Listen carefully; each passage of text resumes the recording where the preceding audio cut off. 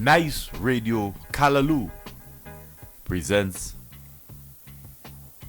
Just Another Look.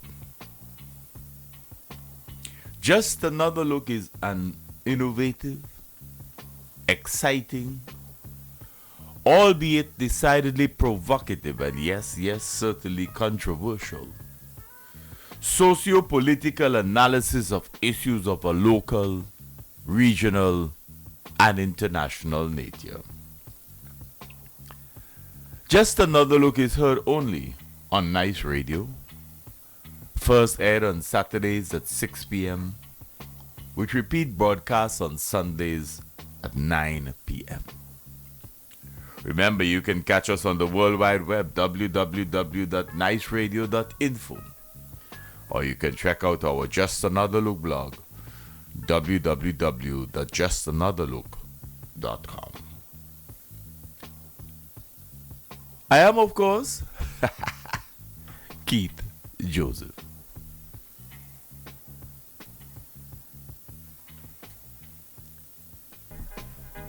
Today is Saturday. It is the 23rd day of November 2019. Welcome to another edition of your favorite program, Just Another Look.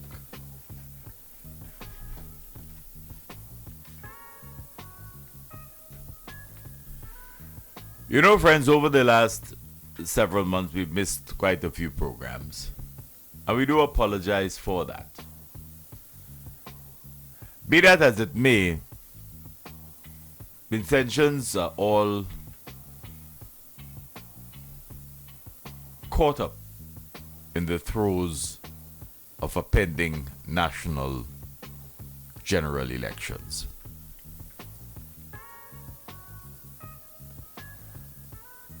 But as we delve into that, we want to remind you that the more things appear to change, the more they actually remain the same. The more things appear to us to change, is the more they actually remain the same. And you know, this statement, the statement we just made, rings true of St. Vincent and the Grenadines today, just as has been the case since 2001. Nothing has really changed. You may recall that on the evening of the election's victory, Dr. Gonzalez television and radio link-up gave thanks for the election victory. But at that very beginning, very beginning, if one had applied one's critical thinking skills, one would have recognized then, as surely you must have recognized by now, that his politics was relatively old school. Even as he was talking about the ushering in of a new dispensation, there was nothing new about what he said, really. But many wanted to take him at his word when he declared that, whereas, and he has the gift of God, so that whereas during the election campaign, the mantra was Labor Now, in this new dispensation under a ULP government, the mantra would be Together Now. And even as those words together now came out of his mouth. Those who were applying their critical thinking skills were almost certain that that was yet another instance of his usual political phrasemongering. For the campaign had been such that it would have been very, very difficult for him to at once fulfill the promises made, the expectations raised, and still maintain the cohesiveness of his own political party. Even then, on the very first night of his election victory, that was clear to those who were willing to apply their critical thinking skills. There were, of course, others who were so caught up in the euphoria that yes, this was a genuine case. Remember, we had been told he was the brightest man to lead the country. And one got a sense that they were talking then of academic brilliance.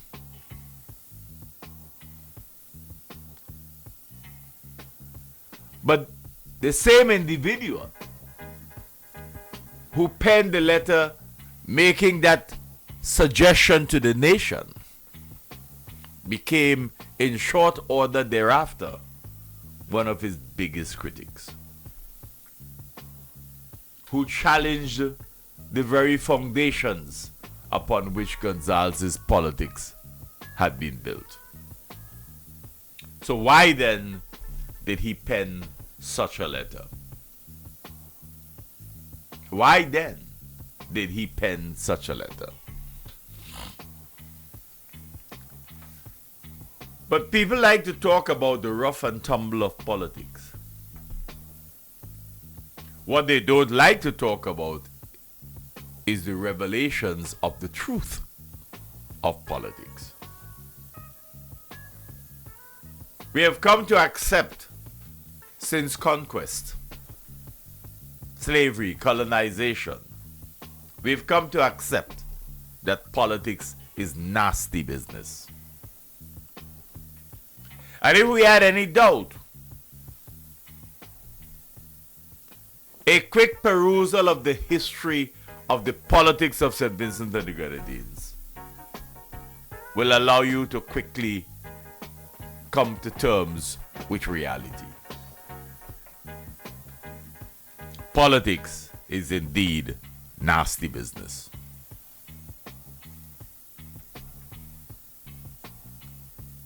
And so, as we prepare for yet another general elections,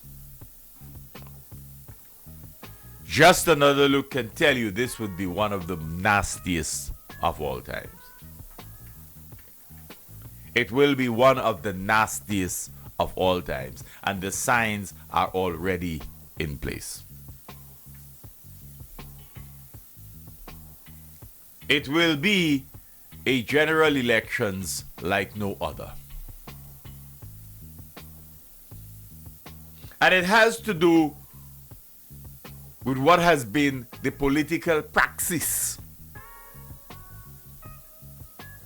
visited upon the people of St. Vincent and the Grenadines for the last 18, almost 19 years. Because the average Vincentian has come to a recognition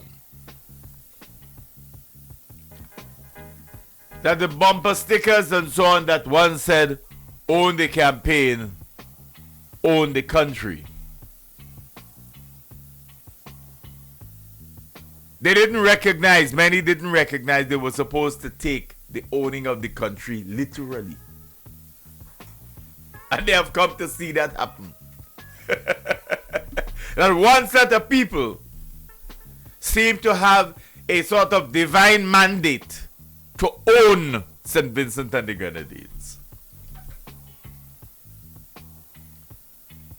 And those who had not taken it seriously from the very beginning must by now have come to the recognition that when one of the party's leaders got up at a convention some years ago in Maracay and says we must not only own the campaign, we must not only own the party, we must not only own the country, we must own the jobs too. Since then, they have recognized that ultimately that was the intention. It is to own just about everything.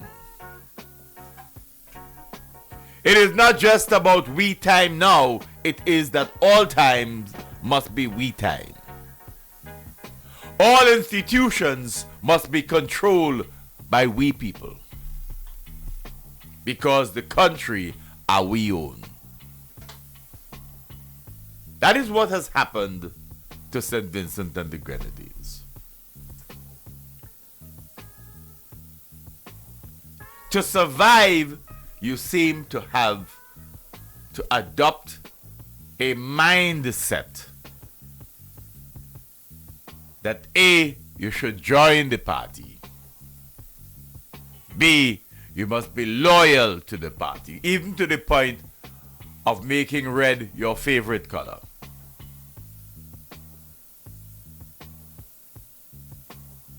There are those who would suggest that over the last few years, we have witnessed the emergence of a culture that can be compared most favorably with those regimes and countries that attempted to move towards communism.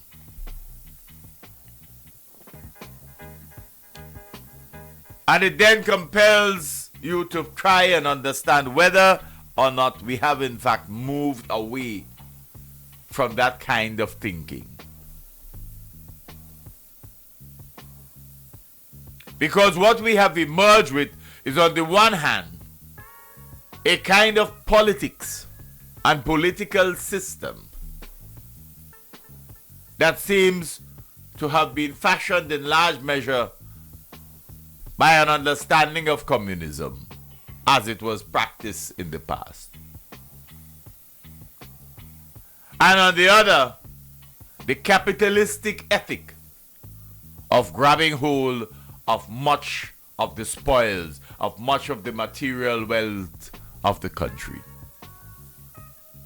That dichotomy, that contradiction has taken hold in St. Vincent and the Grenadines over the last 18 and more years. On the one hand, we have created a culture, cultivated a culture, where one has to learn not to speak willy-nilly about the party and the government. As the old people say, there's a culture now in which walls have ears. Because there are those who believe that the country should be operating along the lines of the communistic cell culture. So there are cells all over the place so that you could bring news to this group and bring news to that group that ultimately reaches this or that person within the party. So that you then become anathema. So we have that kind of cultivated practice. So that if you are heard speaking ill of the party, if you are heard, you recognize the comments that were made recently, that those who have essentially challenged or essentially broken ranks with the party, they are dead politically. One would hope that the death is only politically. But what was not said is that though they are also dead economically.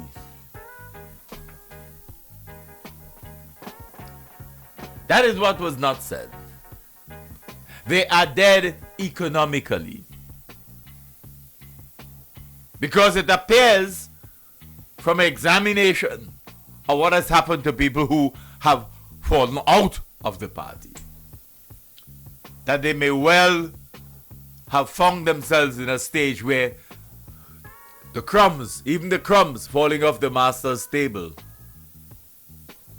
they can no longer access. On the other hand, what has also not been said is the immense benefits that accrue to those who show maximum loyalty.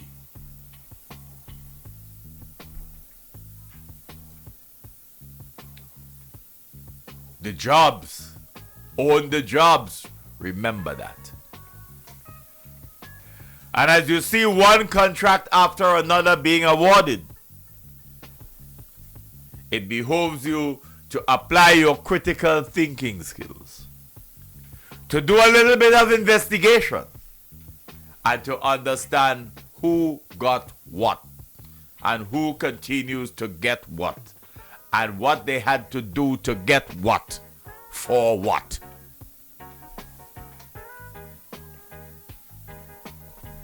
That is part of the problem, you know.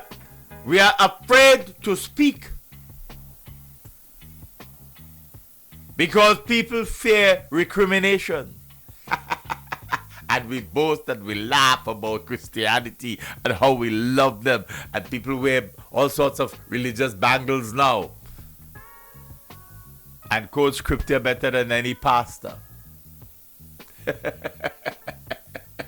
And so we are taken in by that. Because ultimately, people want food on the table. And if they believe that by applying their critical thinking skills, they can and ought in a democracy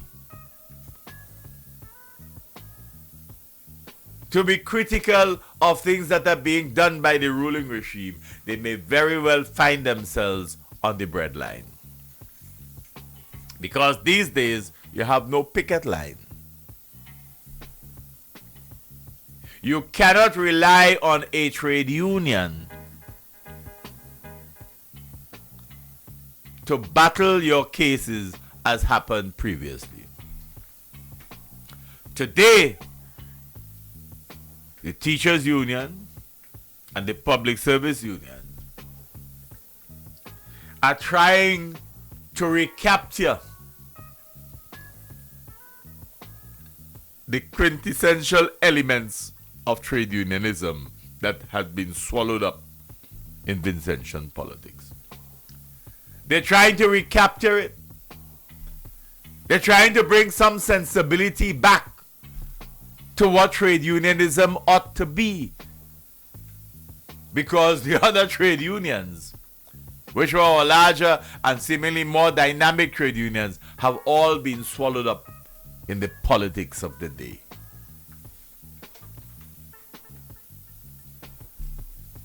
So their commitment, the commitment of those other larger unions, appears more to be more to the party, the ruling party, and the government than it is to the workers they're supposed to represent.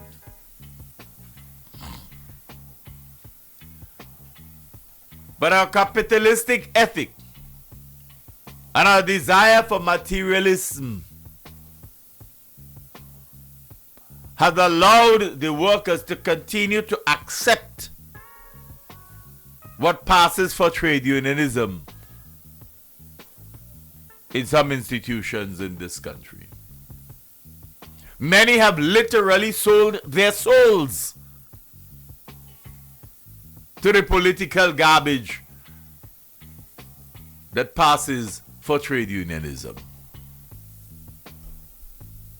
So rather than seeking the interests of the workers and defending the rights of the workers, we have trade unions in this country that spend more time extolling the virtues of the government and the ruling regime And therefore you should rely on them only to effect change if and when it suits their pride and purposes.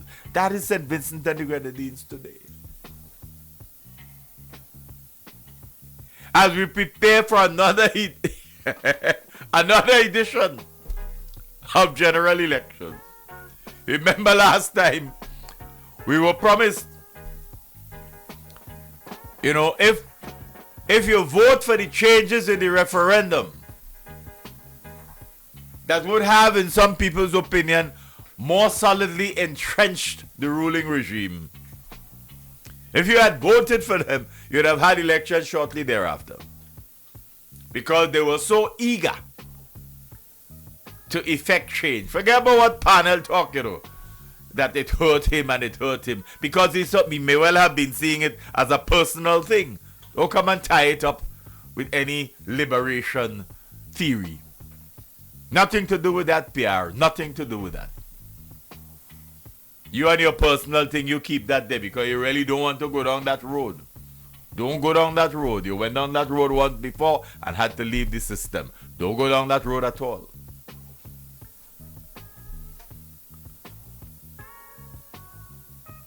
So Vincentians who understand the politics of the ruling regime knew that had the party won the elections, won the referendum, elections would have been in short order.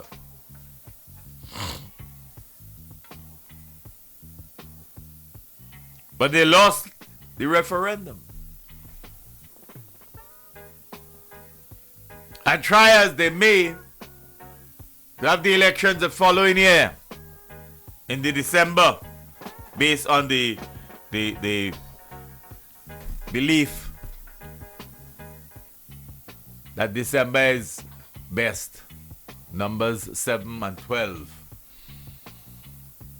There's some magic or mysticism in those numbers. But those who thought so recognize that they won the election by a slender 8-7 margin. 5 years later,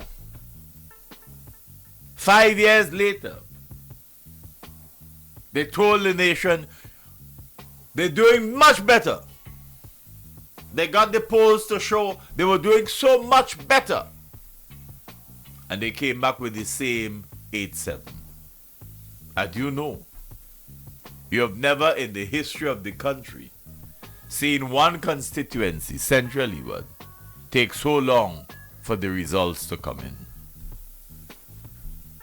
You can draw your own conclusions. But according to some people, there are things that old people tell you they feel in their bones. And one thing is certain, that you end up with an elections where a contender for his seat fires off a gun in public.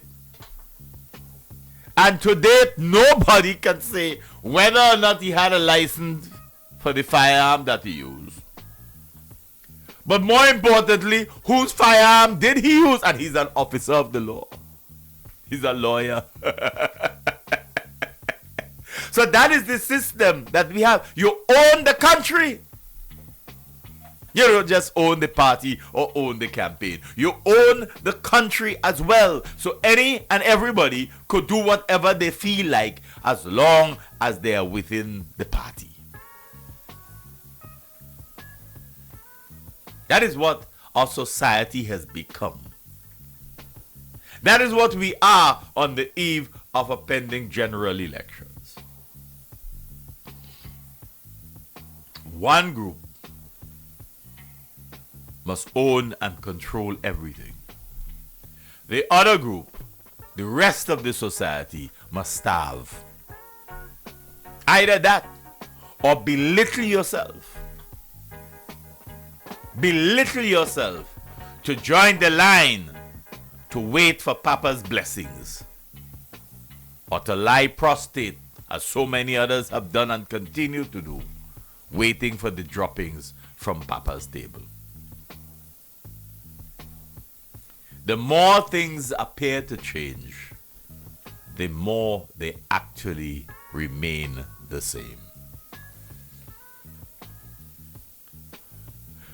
You know, Gonzalez's political legacy will reveal to generations as yet unborn just how much his has been a politics of division rather than of unity. His has been a politics of division rather than of unity.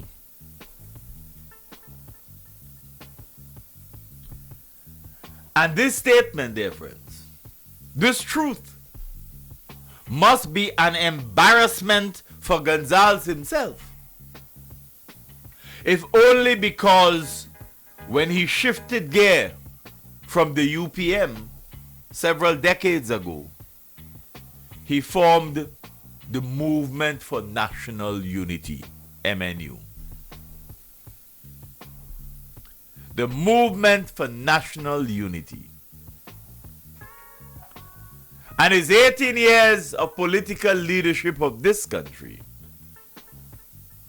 has been characterized more by divisiveness of the same nation that he once committed himself, at least by the party's name, to facilitate unity.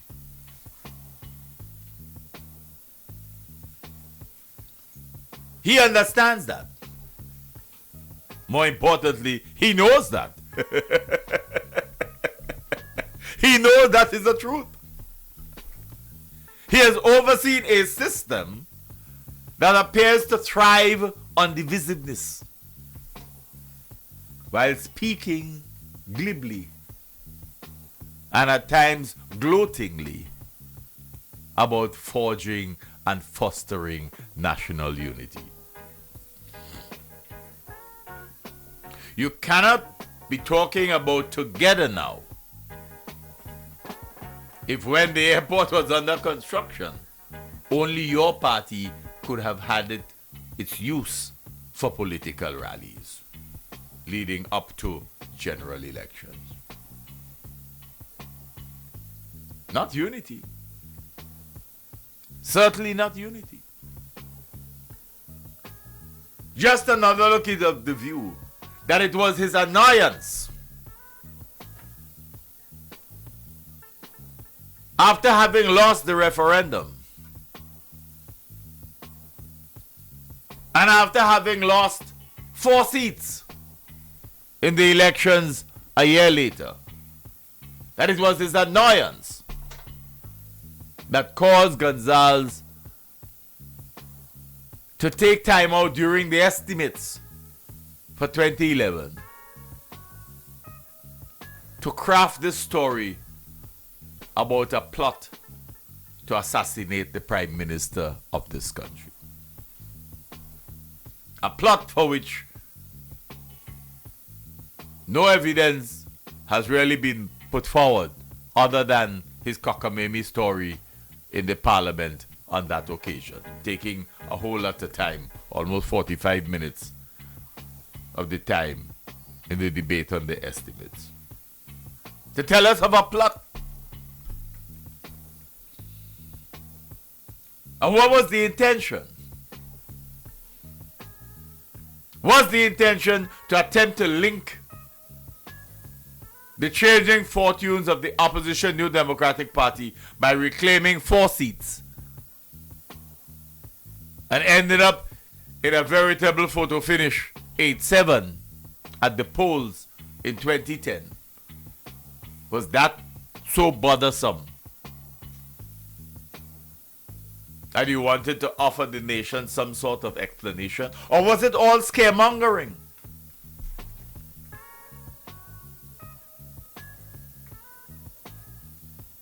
And the content of the story was itself apparently ill-conceived, because it waffled all over the place. 1 minute there was a gun, then the police find 1 gun, and then there was another gun, then there was a phone, phone was taken away, and then another phone was given, etc., etc.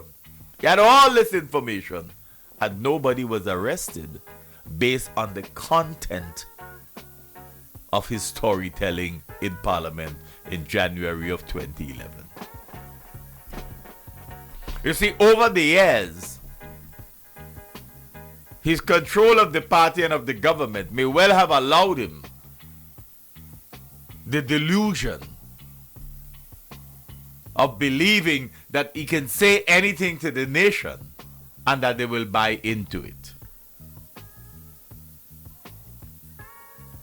He has apparently not yet reached the stage of political maturation to recognize when people purport to be supportive, purport to be endearing, purport to be appreciative, when in truth and in fact they may very well be gloating over other aspects of your well-being.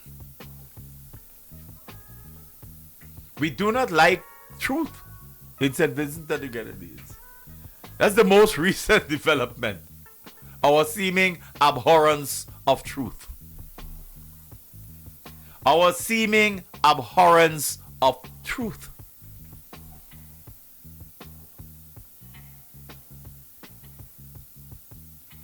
So Gandal's political legacy will reveal to generations as yet unborn the extent to which his has been a politics of division rather than unity. He has to live with that contradiction. And however much he tries to keep a straight face or to appear satisfied, there is that annoying truth within him that emanates from that contradiction of constantly talking about the unification and the unity that he seeks to build in this country, while overseeing the most vicious divisiveness in the history of this country. He must have the words of Justice Adrian Saunders forever ringing in his head when Justice Saunders expressed his own concern that when he comes home he has to be careful about the color of clothing he wears when going into Kingsdown, because the country has become so politically color conscious. That is the divisiveness we're talking about. That is the divisiveness of our people that we are talking about. But our people, by and large, live almost in a state of fear. Because if you recognize the level of control that one party has over virtually all aspects of life in the country, then you fear doing or saying something that will cause you to lose access. That is the fear that Vincentians have had for the last several years. Fear of losing access.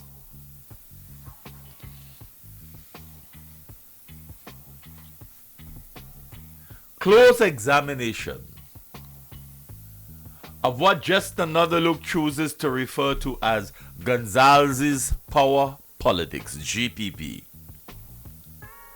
reveals the application of what may best be described as the most politically divisive in the history of St. Vincent and the Grenadines since the days of conquest, colonization, and slavery.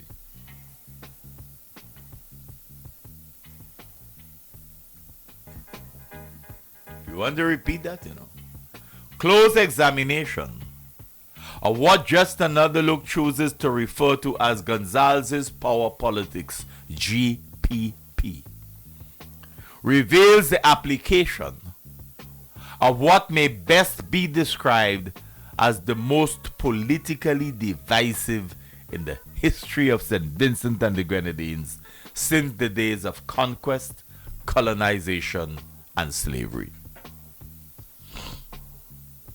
And we say this with confidence because we are aware of the extent to which Gonzalez has been attempting to suggest that we have wrested ourselves away from that. And that is why we get this clumsy nonsense about reclaiming our independence at 40. It is something that is a figment of Gonzalez's imagination. Right? It is a figment of his imagination. Perhaps he's still a little confused intellectually about what he has been able to achieve as the leader of this country. So we're trying now to tell us that from his vantage point, from his political viewpoint, 40 sounds like a good time and a good year to talk about reclaiming our independence. So we get yet another mantra. And they're going to tell us that all through the year, right through to elections. Right through to elections. Another phrase mongering episode that you have to live with. We do not like truth in St. Vincent and the Grenadines today. Let us continue to live a lie. You see, Gonzalez speaks about a new dispensation.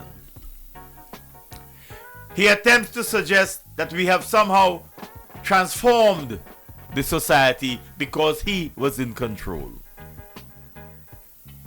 But the only transformation that he continues to point to with any legitimacy are the big hotel-style police stations that he has constructed. The new schools, again, more buildings.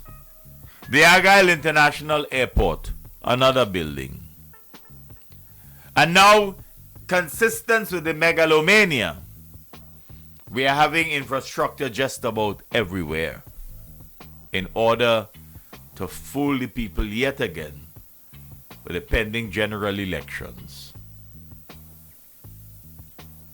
Gonzalez may choose, dear friends, to write his own history.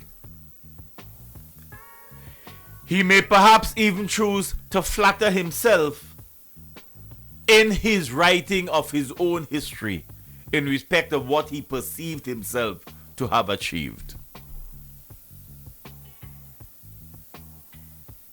But the true history will instead reveal the truth about a level of divisiveness visited upon St. Vincent and the Grenadines that leaves the people of this country with a bitter history matched only by slavery itself. Matched only by slavery itself.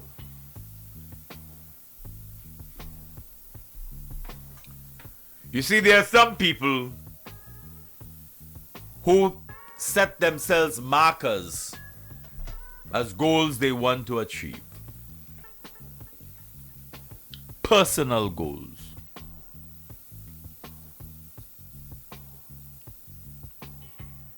So those who were at the University of the West Indies with Gonzalez will tell you about his State of the Union addresses, of his firm belief that he will one day be the Prime Minister of St. Vincent and the Grenadines. He has achieved those markers.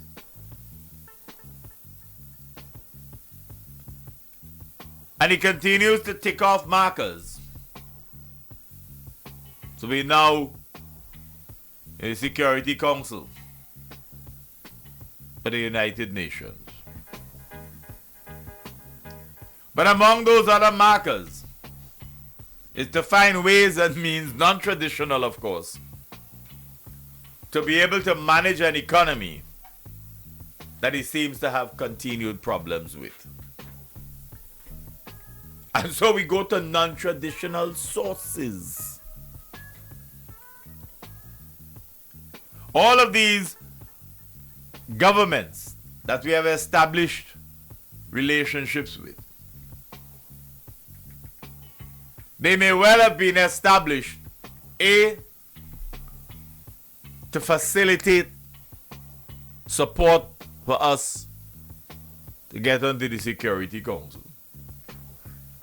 B, to bolster his own political ego.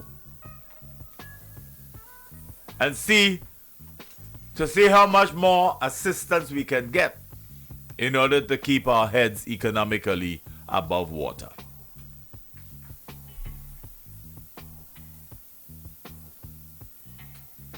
Markers.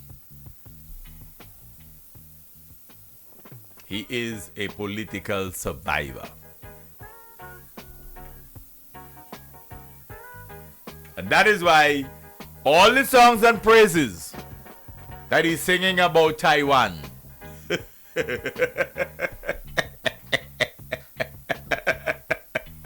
just another look is of the view that had he not, at the time of winning the elections in 2001, had he not realized that there were so many millions of dollars in assistance that had been committed to the previous government from Taiwan, he may very well not have even bothered with Taiwan. He could now sing Taiwan's praises because it gives him an important platform. But more importantly, it keeps him in Taiwan's good books financially.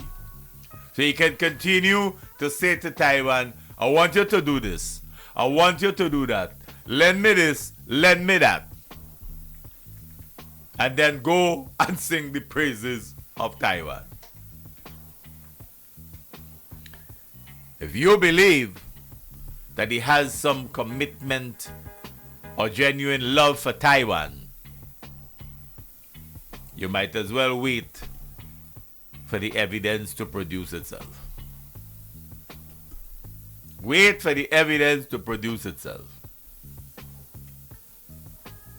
So Gonzalez may choose to write his own history, but the historians will tell us the truth about his performance. After 18 and more years in office, Gonzalez still clings to a rather seemingly self-centered political philosophy.